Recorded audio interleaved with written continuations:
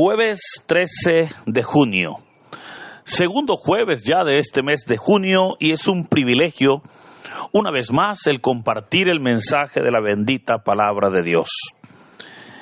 El evangelio para hoy está tomado de San Mateo, capítulo 5, versículos del 20 al 26. Doy lectura a la palabra de Dios, en el nombre del Padre, del Hijo y del Espíritu Santo. Amén. En aquel tiempo Jesús dijo a sus discípulos: les aseguro que si su justicia no es mayor que la de los escribas y fariseos, ciertamente no entrarán ustedes en el reino de los cielos. Han oído ustedes que se dijo a los antiguos: no matarás, y el que mate será llevado ante el tribunal. Pero yo les digo, todo el que se enoja con su hermano será llevado también ante el tribunal. El que insulte a su hermano será llevado ante el tribunal supremo. El que lo desprecie será llevado al fuego del lugar del castigo.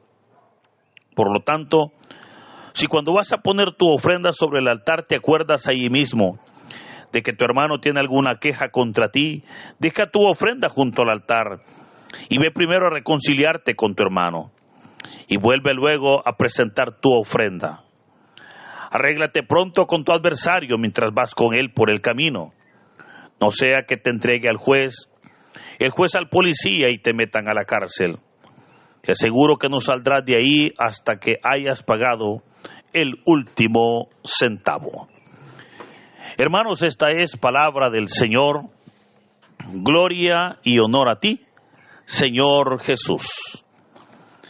Este día, 13 de junio, se celebra la fiesta de uno de los santos muy queridos por muchas personas, y es San Antonio de Padua, doctor de la Iglesia, un sacerdote franciscano que nació en Portugal y que es muy conocido, ¿verdad?, por ser un predicador y teólogo portugués.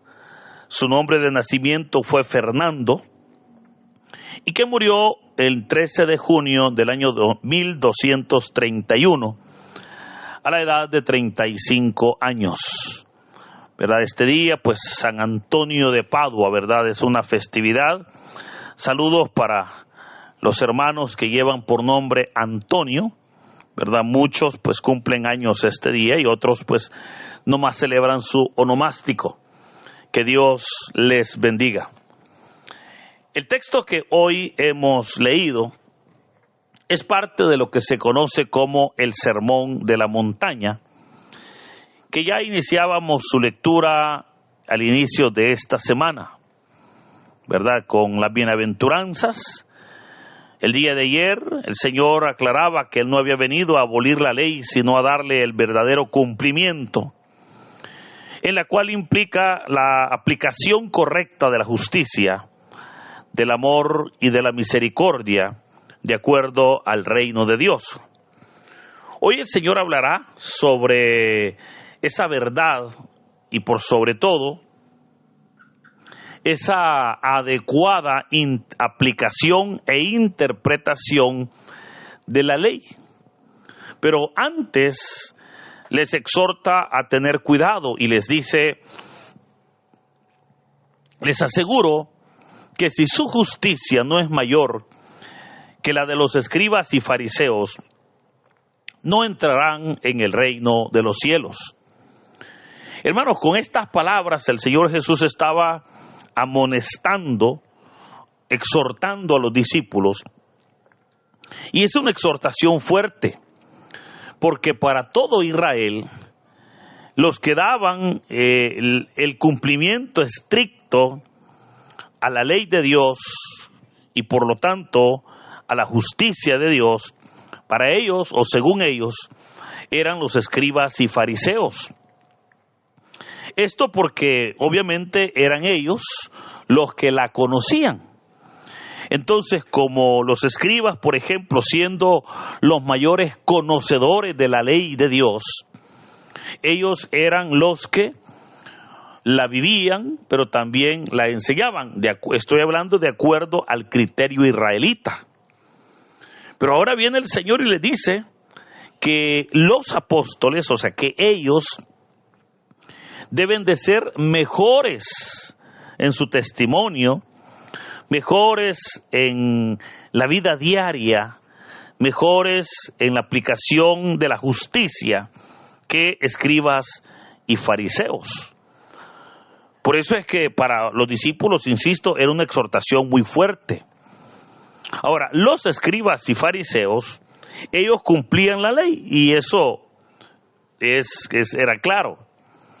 El problema era que lo hacían de una manera hipócrita, pues ante el pueblo fingían por su corazón muy temeroso, ¿verdad? Fingían ser personas muy dadas a Dios, pero en su corazón la quebrantaban. Y por eso es que le digo, para el pueblo, los escribas y fariseos eran unos santos hombres, pero para el Señor. ¿Y por qué para el Señor no aplicaba que ellos fueran santos hombres? Porque recordemos que el Señor todo lo conoce. El Señor conocía sus corazones. El Señor conocía sus intenciones.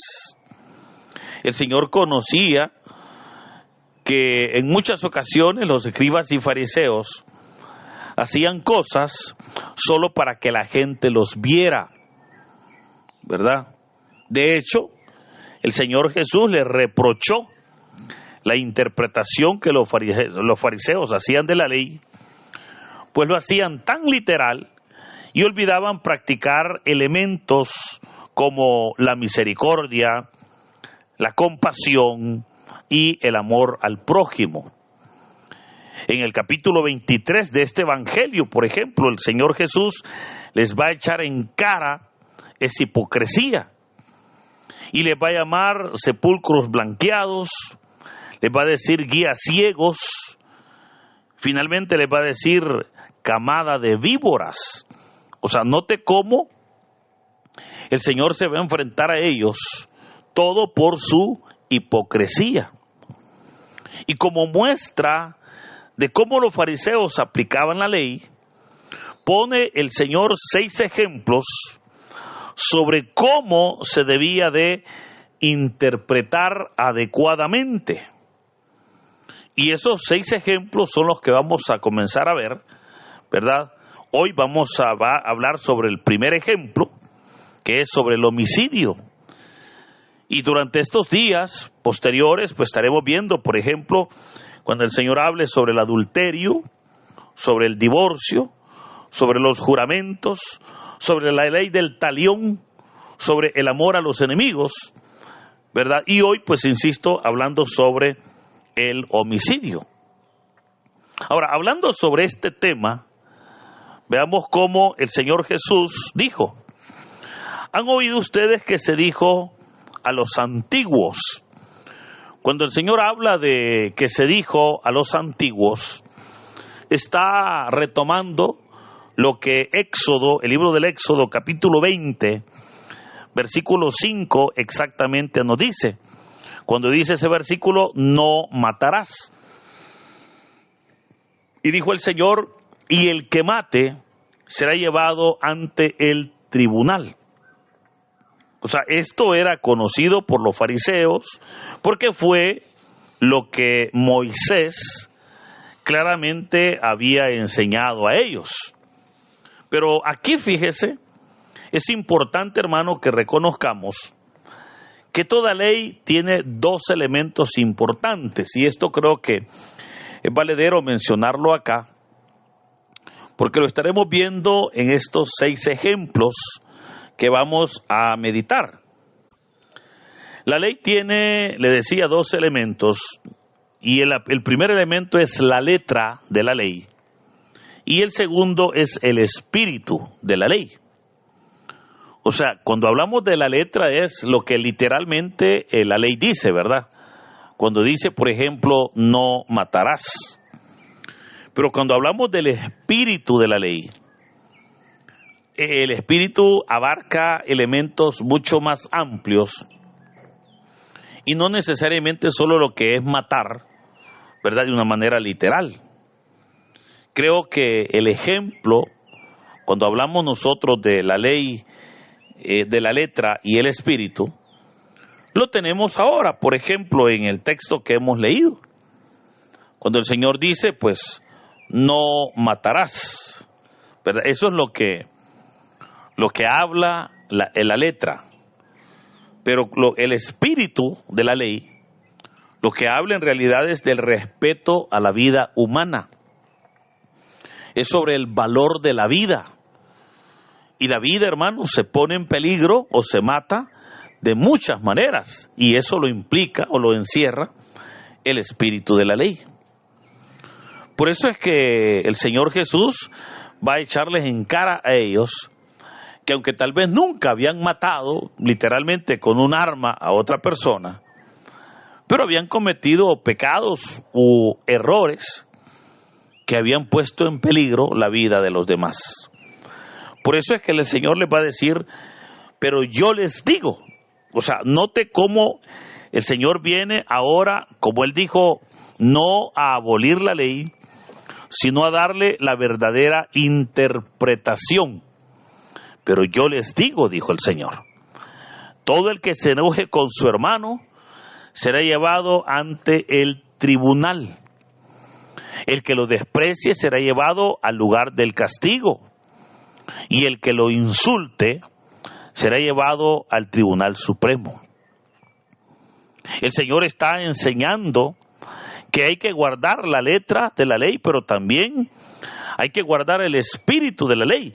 Y en este caso, el espíritu de la ley es verdaderamente, como ya decíamos, la respuesta, el respeto a la vida, pero también, hermanos, el amor al prójimo, ¿verdad? Porque el Señor está poniendo en el mismo orden el insulto al prójimo, está poniendo en el mismo orden el desprecio al prójimo y el enojo y la ofensa. Y aunque alguien pueda decir, mire, yo estoy enojado, yo ofendí a fulano, lo desprecié y lo humillé, pero no lo maté. Pero para nosotros, o para la ley, o para la letra de la ley, puede decir, mire, sí, porque las palabras, pues, duelen, pero no pasó nada más. Sí, ante la letra tal vez no pasó nada más. Pero para el espíritu de la ley, el Señor los pone en el mismo nivel.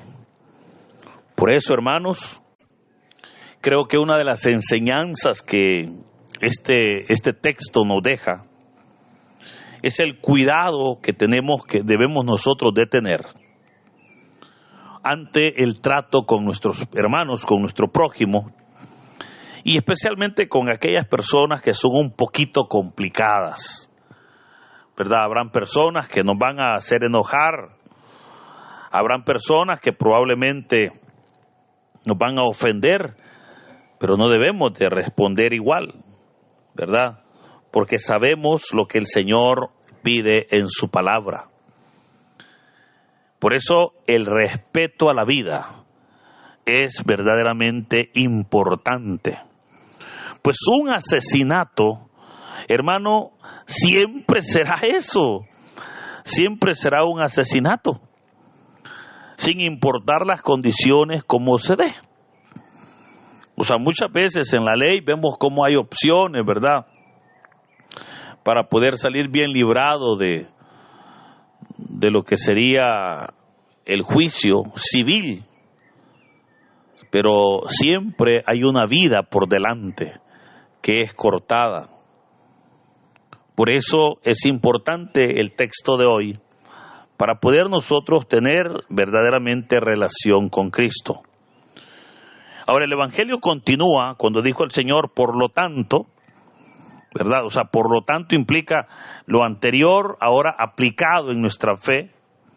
Si cuando vas a ofrendar en el altar, te acuerdas allí mismo que tu hermano tiene alguna queja contra ti, deja tu ofrenda y ve primero a reconciliarte con tu hermano. Notemos cómo el Señor aplica entonces su enseñanza ahora a aquellos hombres y mujeres que le estaban escuchando. Y le dice que si ellos estaban entendiendo que matar era despreciar, insultar y humillar al prójimo, y que probablemente ellos lo habían hecho alguna vez, pero que también ellos se congregaban porque iban al templo a ofrendar, etcétera, etcétera. Ahora el Señor les dice, miren, si cuando ustedes van a depositar su ofrenda, se acuerdan que su hermano tiene una queja contra ustedes, le dice, deja tu ofrenda y ve a reconciliarte con tu hermano. Ahí hay dos cosas que podemos decir rápidamente. La primera es que notemos cómo el Señor habla de que al ofrendar, esa ofrenda para que sea agradable a Dios, tenemos que hacerla con un corazón limpio, con un corazón sincero. Pero también el segundo elemento que esta palabra obviamente nos dice, y óigalo bien, dice, ¿te acuerdas que tu hermano tiene una queja contra ti? Muchas veces nosotros esperamos que el que nos ofende sea el que obviamente nos pida perdón. O de repente nosotros esperamos también, ¿verdad?, que alguien tome la iniciativa y que no y nunca pensamos ser nosotros. Pero el Señor dice, ¿te acuerdas que tu hermano tiene alguna queja contra ti? O sea, yo le ofendí, yo le humillé, yo le insulté. Entonces, ¿qué tengo que hacer? Ir a reconciliarme con él. Para que mi ofrenda sea agradable a Dios, debo de estar reconciliado con mi prójimo. Creo que eso es hermoso, ¿verdad? Y hasta alabanzas. ¿Cuántas veces usted ha cantado aquel himno que dice, ¿cómo puedo yo orar enojado con mi hermano? Dios no escucha la oración si no estoy reconciliado. Por eso dijo el Señor, deja tu ofrenda y ve primero a reconciliarte. Luego termina el texto cuando dice, hazlo pronto, antes, mientras vas con él por el camino, no sea que te entregue al juez, el juez a policía y te metan a la cárcel. ¿Qué quiere decir eso, hermano? No le dé largas al problema. No le dé largas, mire, a la dificultad, al enojo. Al contrario, dice el Señor, hazlo pronto.